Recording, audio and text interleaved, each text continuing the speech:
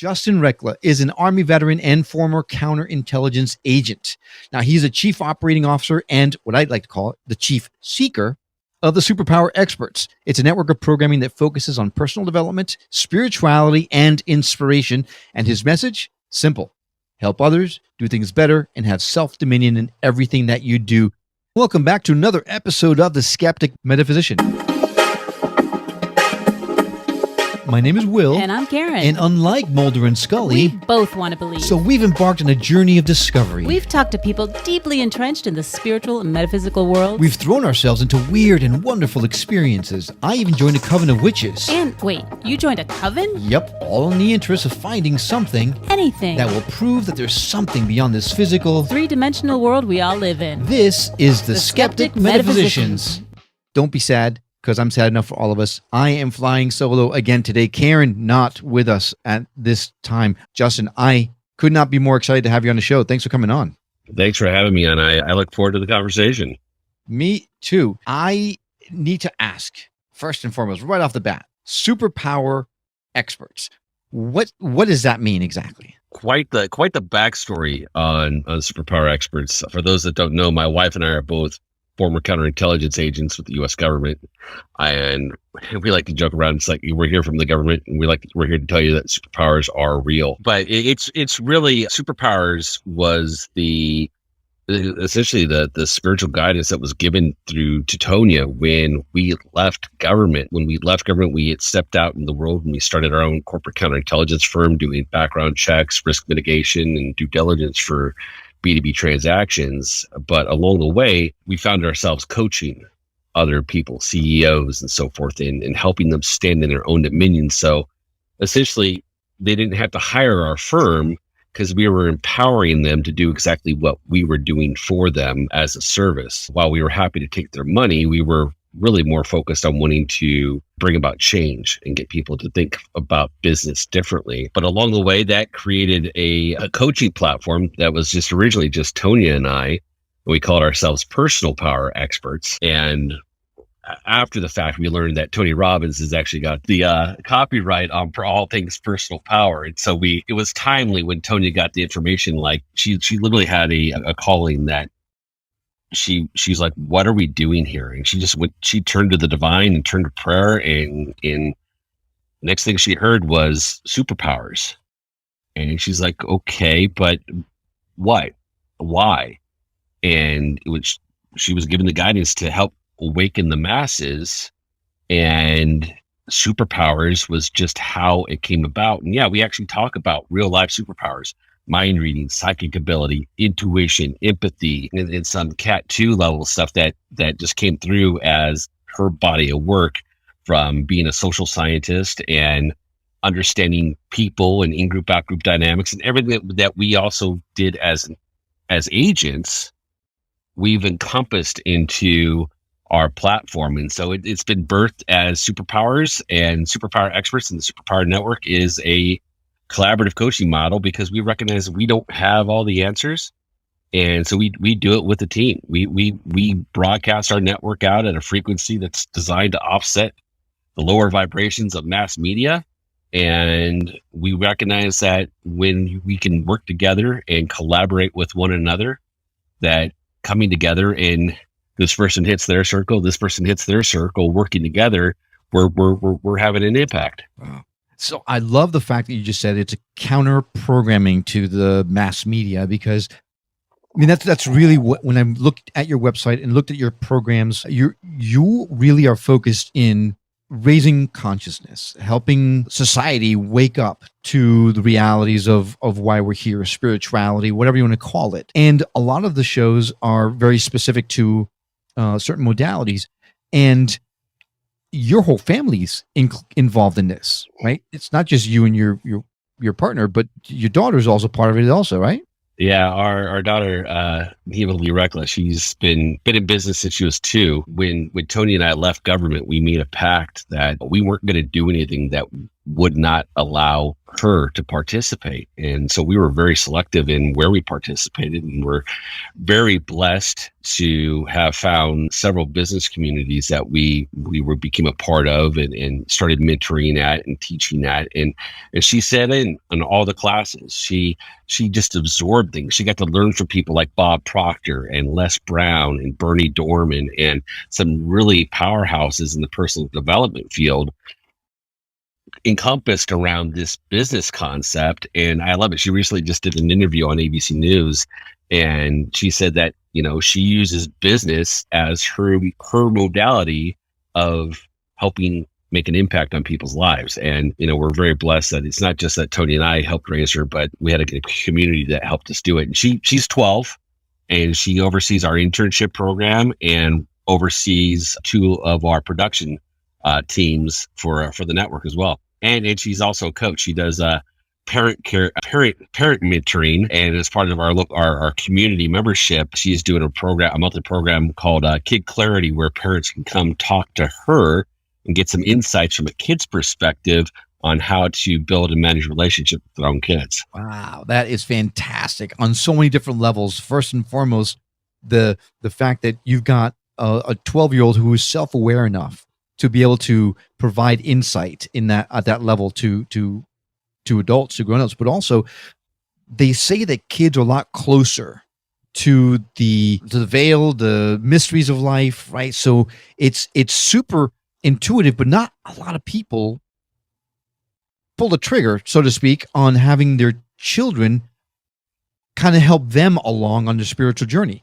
When in essence, you hear all the time that kids see spirits, they talk to imaginary friends who people are saying are actually spirits or spirit guides. They're much more psychic than grown-ups because life gets in the way. So has she exhibited a lot of these things? Well, like you said, kids are so more closely aligned with the divine, the universe, spirit, whatever you want to call it, and our abilities as humans, right? And what's possible. When I was growing up, I had a lot of abilities that I didn't know what they were or how they were or what they were, why I was seeing things, why I was hearing things. I would see dead people. I would see ghosts, and I had all these things, and my parents, God bless them, did the best they could. And I think this is the case with a lot of people nowadays, is that you just don't know what you just don't know.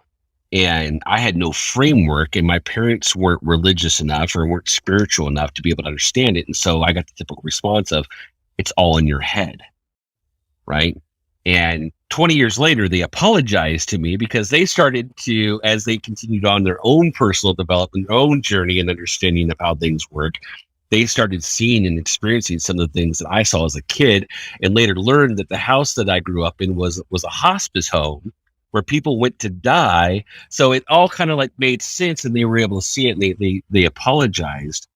But with Neva, I knew that we had an opportunity to do something different and to tackle it head on. And Tonya and I, and through our own experiences, through our own understanding of the human psyche and how and why we function and all of that, decided to nurture that rather than tell her it was all in her head or put it into a box over here. We helped her explore that, because at a very young age, she saw things. She had some of the same abilities that I had. And so rather than leave her alone to try to figure it out, I would play in it with her. And we would come into the room, and she'd be having full-blown conversations with people and playing with their toys. And we ask who she's talking to, and she's like, the white people. They were glowing white, right? That's how she described them. They're glowing white, the white people. She was talking to angels and having conversations with them, and it became natural for her. And as she evolved into who she is today, she's got a better understanding of how all that works and why that works, and how such abilities are just tools for us to better understand ourselves, right? It really doesn't matter what modality you play in or what you call it, but it's worth exploring so we better understand those concepts. And she's mastered it, and she's 12, and she's integrated a lot of the stuff, and she still has experiences and sees things and stuff, but not to the point of scary, but to the point of inquiry, not for the why is this happening to me? It's scary, but why is this happening for me? To explore it, and what does it mean for herself? Right. That's truly amazing. I think, to your point, most people will immediately run to the fear aspect of it. Like, oh, why is this happening to me? When in essence, especially kids, I don't think they're afraid for the most part, unless they're taught to be afraid. And that's where we've gone wrong, because we've learned over, I don't know how many years, to fear the unknown. The mass media starts, feeding us all the stories of the hauntings and the horror stories and stuff. So we develop this fear and we pass it on to our kids. So it's amazing, and I'll say it again, that you had the forethought to say, no, this is an opportunity for us to involve our daughter in something that makes perfect sense. Now, taking a look at if you're only listening to the show, you're not watching this on YouTube, you're only getting half the story, because Justin does not, you do not embody the typical, when someone says this person is spiritual or goes along the sees spirits or channels, or they don't necessarily think of someone that looks like you. What do you consider yourself? What are your superpowers? I have a couple. One of my most powerful superpowers is something that I've dubbed intelligence transference.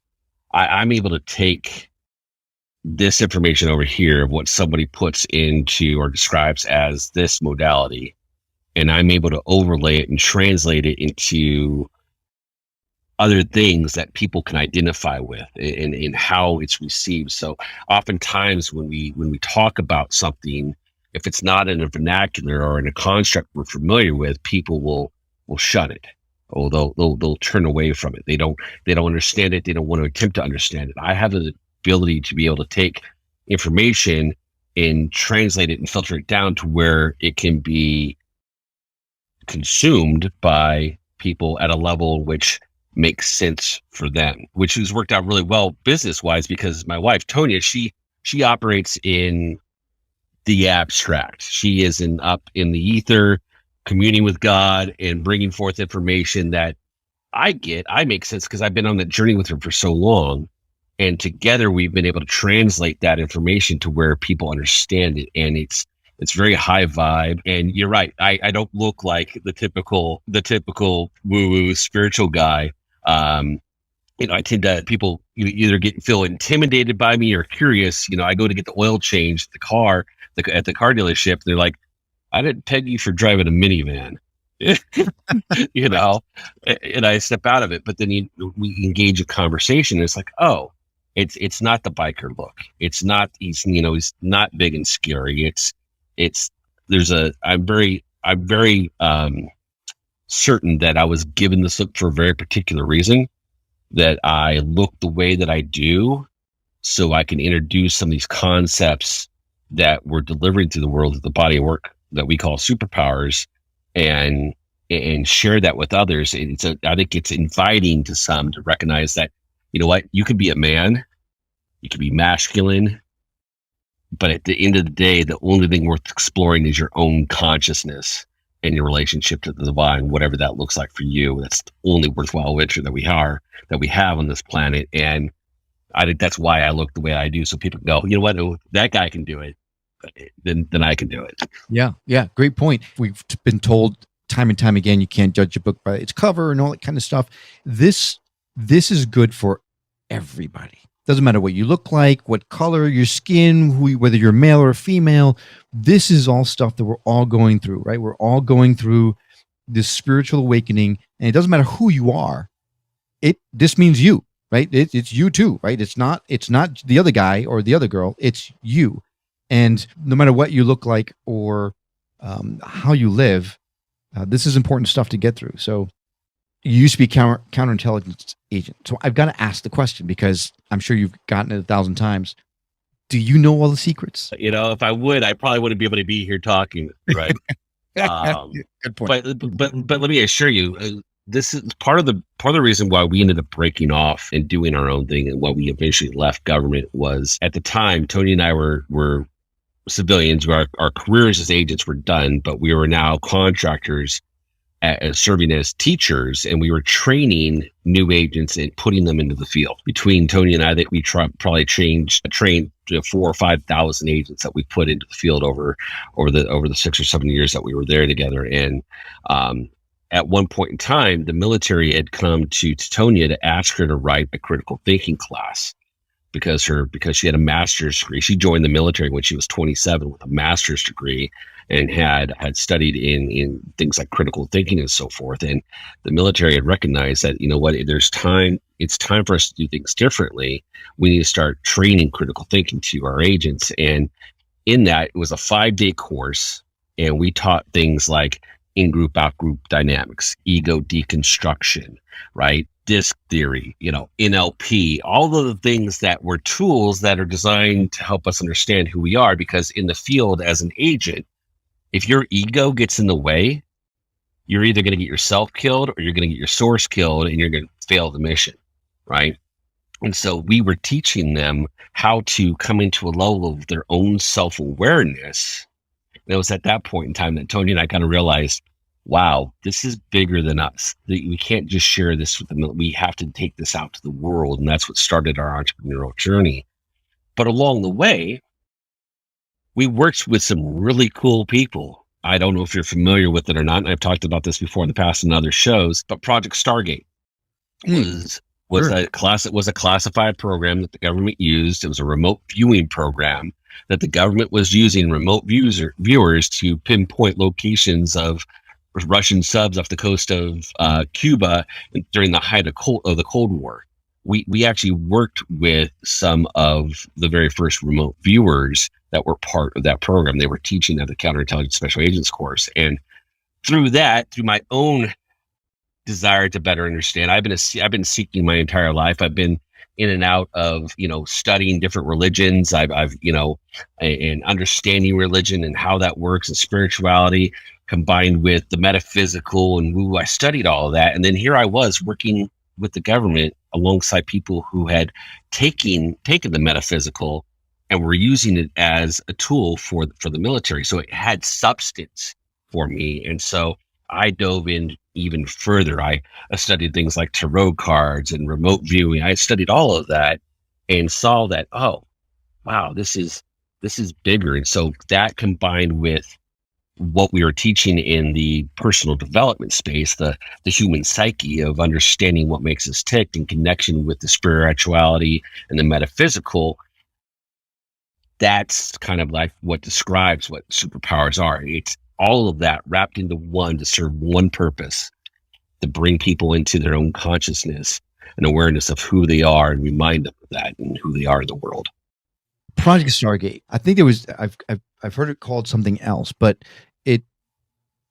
were you privy to remote viewing experiments? Like, did you see it happen, or are you? No, I've experienced it myself. I came into a connection by the time Project Stargate got shut down. I think it was in the mid 70s or early 70s. But the gentlemen that were part of it and were contributed to that program, it actually ended up going on to create their own course, their own remote viewing course. And so I studied some of the information they shared with me. They shared with a couple of the other instructors that were interested in such things. And so I learned how to remote view. And the military's version of remote viewing requires two people, a viewer and then a recorder, to record the events.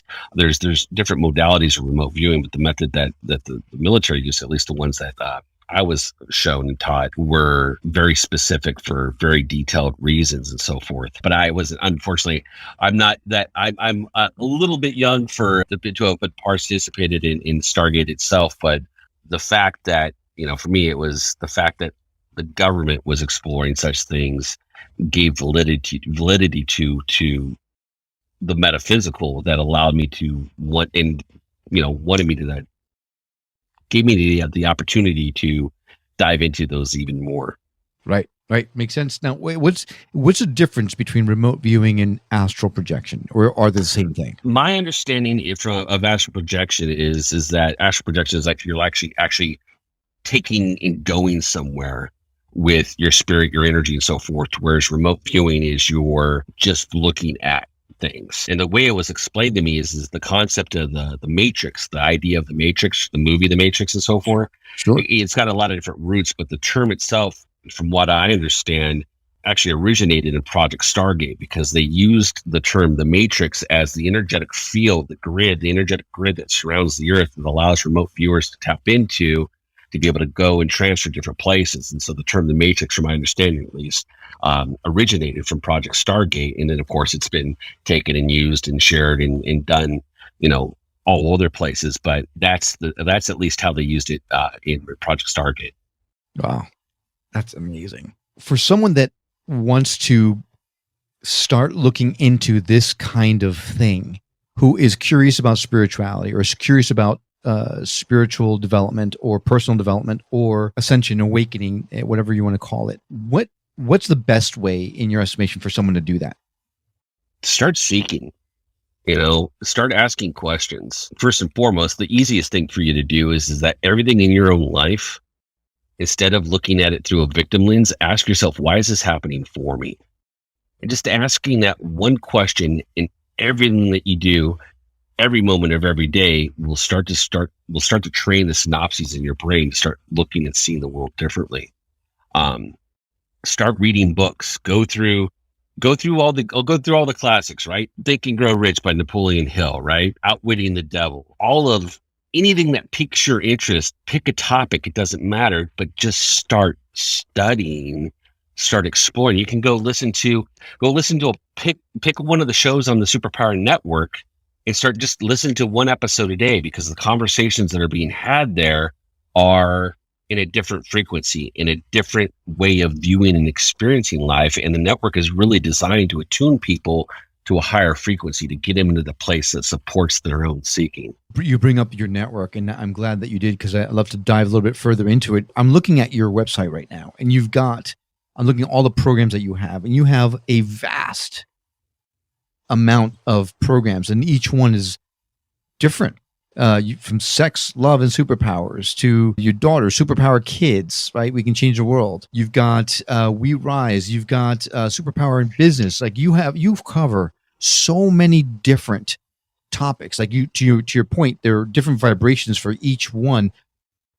Is there something for everyone? Superpower mamas. I mean, is there something for everyone on this network?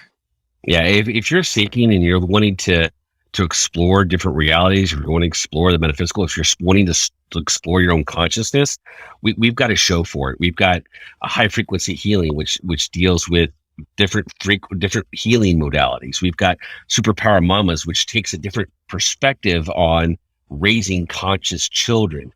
We've got Your Superpowered Mind, which our host Krista Maxwell, she's a trained attorney. She's a lawyer, and she's exploring consciousness and how our mind works and how it all interacts and how it's all connected. And she explores it from people that like to think, right? They consider themselves thinkers first. And so thinkers, go listen to Your Superpowered Mind, to where is if you want to explore the way woo and thought leaders and things that are pushing the edge, go listen to the Science of Superpowers. That's Tony's show. She's having conversations with people that are pushing the edges of known reality. And if you've got a family, you're married, and you want to know how you navigate these spaces, and you have these conscious conversations as a family, go listen to our family show, Reclamation. We're a 24/7 family. And we've dubbed ourselves the first family of inspired personal development, because it's not just spiritual growth. It's not just personal development. It's inspired personal development, right? Using spirit, divine, God, the universe as the foundation on which we explore our own consciousness, because in that, the sky's the limit. I listen to so many shows that when I look at your site, and I've subscribed to a few of your shows because I found them fascinating, but there's so much that it would take me the rest of my life to listen to all your shows, because you do have some amazing programming. But if someone's like just starting out, where would you direct them? Where do they start? Because cosmic consciousness sounds amazing. High frequency healing sounds amazing. I'm really interested in listening to your wife's show, because that I'm all about pushing reality and all that kind of stuff. But I'm at a certain level. I've been looking into this stuff. I've been seeking for quite a while. But a lot of folks that are listening to this show specifically are not 100% there. Right? They may be like me. Maybe they want to believe, but they don't know for sure whether this stuff is real or in their minds, or they're afraid of the woo, like we talked about. But they really want to start exploring.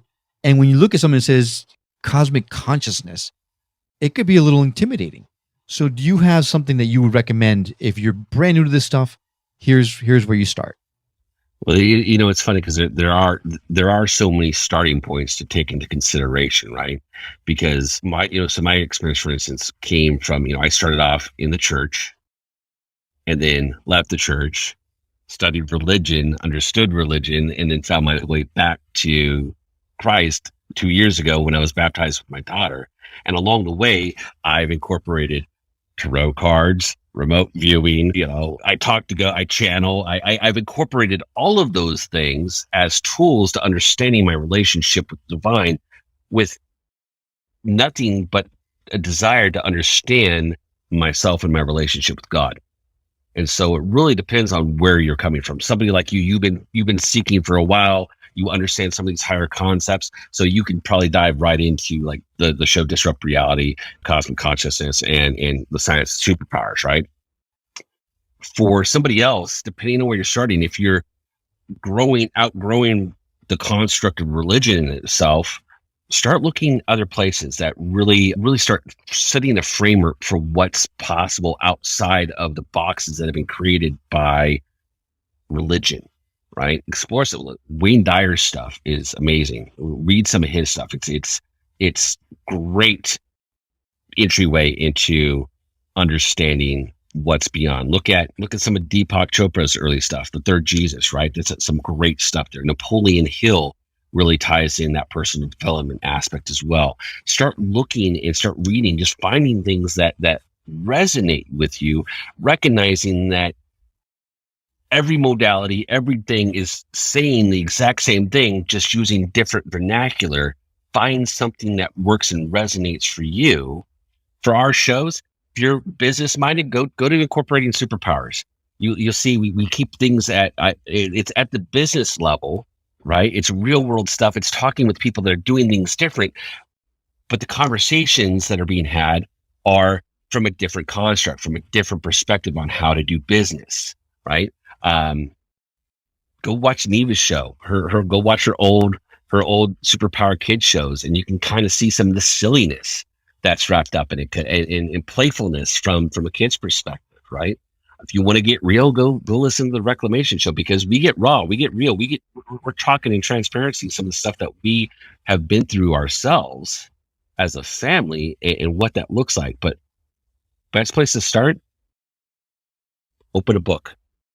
Listen to something different. More importantly, open your mind to the fact that there's something else bigger out there, and that whatever the mass media has been feeding you, whatever social media has been feeding you, that's all programming designed to do one thing, and that's to keep you in your small self and limit who you actually are in the world. It's funny you mentioned people like Napoleon Hill and things like that. Now people don't realize that type of concept, the concepts they were branding about, is very mired in the spiritual and the consciousness awakening. They just think, well, this is a self-improvement or motivational for business type of thing, when in essence they're using law manifestation and all that kind of stuff in their teachings. I mean, it is really accessible if you just recognize it for what it is.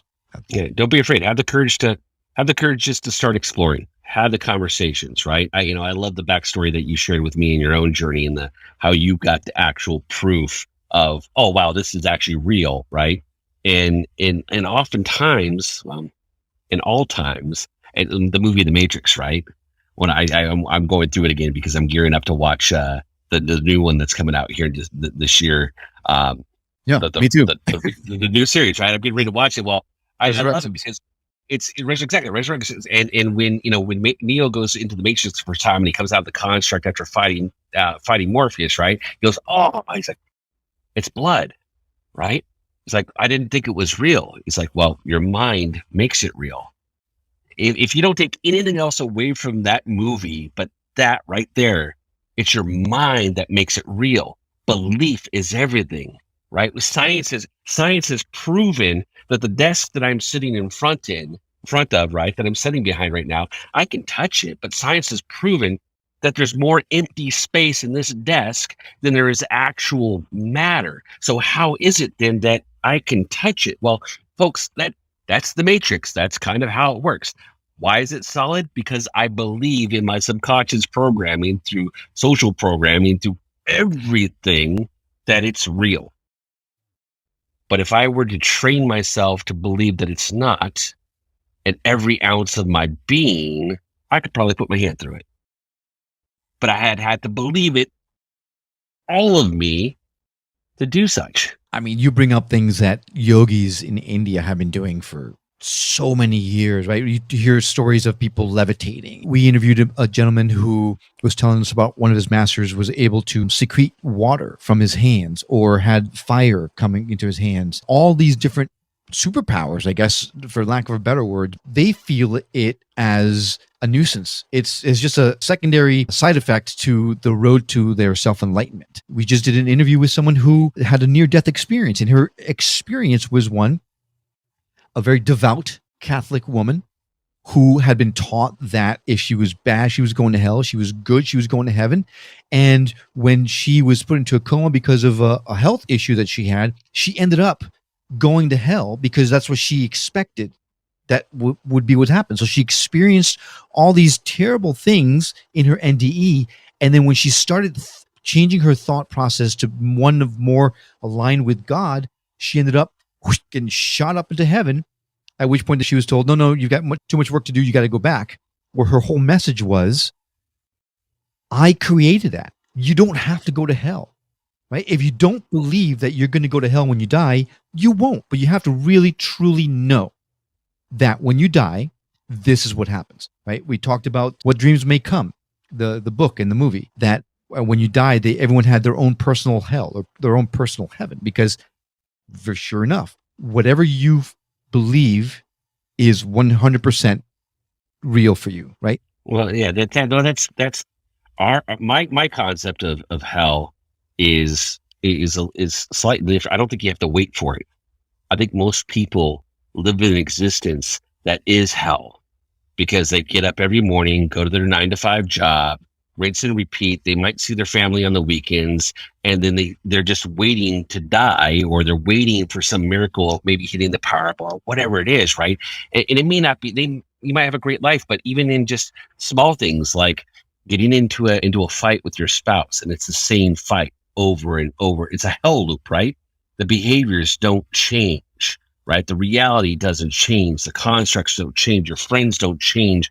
And this person is not nice, and this person never says anything. This person does. We create these own hell loops because it's our programming. We don't understand why. And my belief is that we create these hell loops for ourselves. And Jesus even said, right, the kingdom is here and now. The kingdom's, you too shall do greater things than I. Well, if that's the case, then how come 7 million Christians haven't been able, or however many Christians, or however there are, right, haven't been able to create heaven on earth when the promises is it's here now? Well, it's because of the programming that's reinforced. And when religion puts it into a box, it limits it. And it's been sold as you have to wait to die in order to go to heaven. That's not what Jesus said. Jesus said that the kingdom is here and now, which means that, okay, if the kingdom is here and now and I'm not seeing it, which is heaven, then that must mean I'm in hell. And how do I get out? Wow.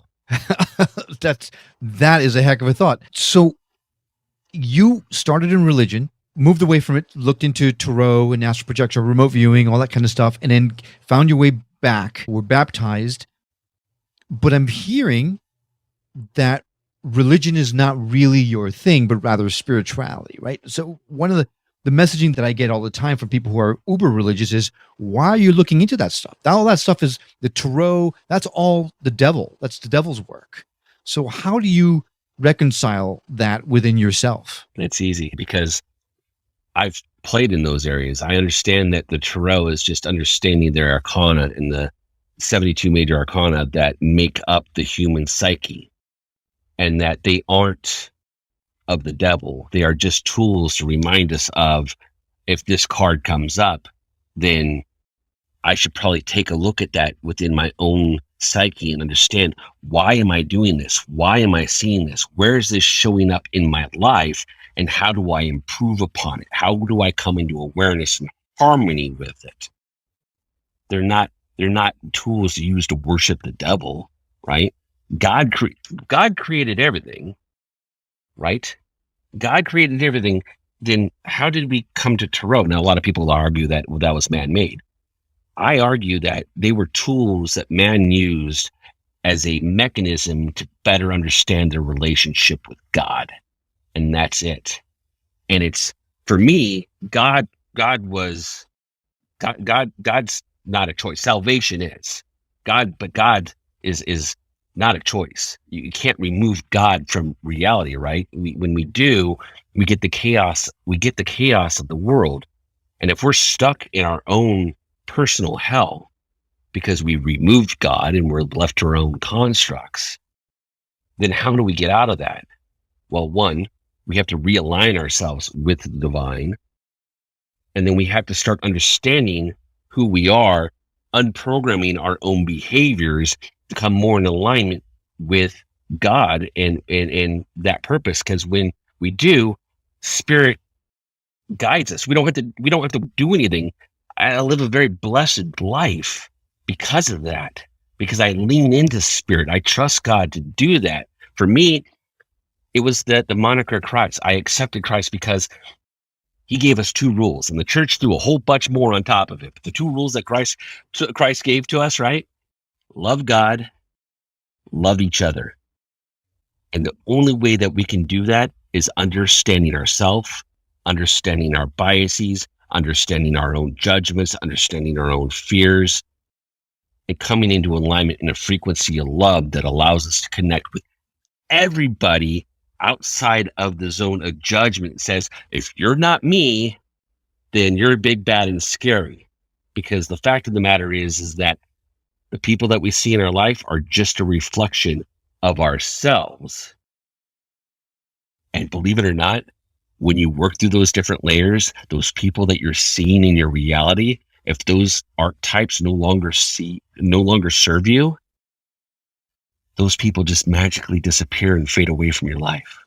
It's magic. You said a mouthful. I believe like you. I believe that the tarot, all these things are tools, right? The underlying message in this show has always been that we're finding that we're all saying the same thing in just using different words. Right? The challenge comes when I've never made it a secret that I'm not an organized religion type of guy. It just didn't work for me, didn't fit for me. If it fits for you, wonderful. Where I have a challenge though is when someone says to me or anyone that this is the only route to take. And that's where I start then unplugging, because I know differently. I have spoken to a lot of people that are on a very different path. I've spoken to people that are on the complete opposite path, but their focus is be a good person. Be a good person and help other people, because at the end of the day, what you're doing is helping yourself. Right? We are all one, right? Everyone talks about the fact we are all one. We are all part of God. We all come from God. We all come from the divine. And you and I sitting across from our computers to each other, we are the same person in a different personage. And the sooner that we start realizing that, the better off we're going to be. Absolutely. And it's the idea that anybody else outside of yourself, whether it be organized religion, friends, or shared beliefs, whatever, can tell you who or what your relationship with God is silly. It's a personal relationship that you have to have. No one else can tell you what that looks like. No one else can define that for you. For me, I had that relationship connection with God through Christ, right? But I'm not a believer that that's the only way. It's a tool. It's what resonates with me. I can identify it. I see the power in it, but I also pull from other things. and why I'm able to do what I do, because I see the value in it. And that's what our community is really designed to do that. It's designed to support those, regardless of what your walk is, whatever that path looks like. It's a lot easier to do it alone, do it by yourself rather than alone, or find yourself amongst a big box church or religion that you don't fully agree with, but to be able to get the support that you need in that personal journey for yourself, because it is just that. It is, and I believe it's the only thing that's going to change the world, is that personal journey with spirit, with the divine, that it's going to bring us closer together in unity. Yep. I couldn't agree with you more. I salute you for what you're doing with your community, because you do have a lot for a lot of people, and you guys are doing a lot of great things for a lot of folks. So thank you for putting it out there. Thank you for coming on the show. If someone wants to reach out to you or experience their community, what's the best way to do it? Best way to do it is go to superpowerexperts.com. You can use the chat feature at the bottom of the page there to reach out, send any one of our hosts a message as well. Connect with me there as well. Just chime in, say, hey, when I kind of connect with Justin, or go to the app. Download the app where you can stream all of our content and our classes on the Superpower Network app. It's in the App Store. Go to superpowernet.com. Yeah, there's just so much there.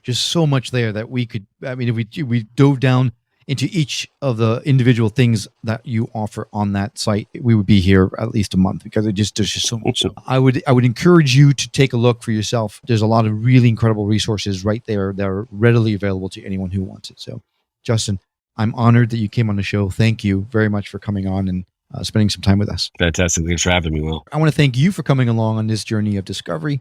We'd love to continue our conversation with you on social media. So if you'd like to connect with us on Facebook or Instagram, you can do so at Skeptic Metaphysician, or just go to skepticmetaphysician.com, where you can find direct links to those social media platforms and those of our guests. We'll also add Justin's website's direct link on our show notes. So you just go to the show notes there and hit the direct link to go directly to his site. Makes it super easy. As always, if you know someone that would benefit from hearing the messages we've shared on the show or any of our others, I hope you consider sharing us with that person, because it will help grow the show and may just help someone else come to terms with the fact that we're all so much more than just this three-dimensional world and body that we inhabit. Now, if you miss any of our show today, not to worry. All of our shows can be found at skepticmetaphysician.com, and you can become a member of the community for free there and enjoy added benefits of discounts for services and products from some of our past guests, as well as a chance to never miss a show immediately once it's been published. Well, folks, hope you've enjoyed this episode as much as I have. Sadly, it's all we have the time for. Thanks again for joining us, and we'll see you on the next episode of The Skeptic Metaphysician. Until then, take good care.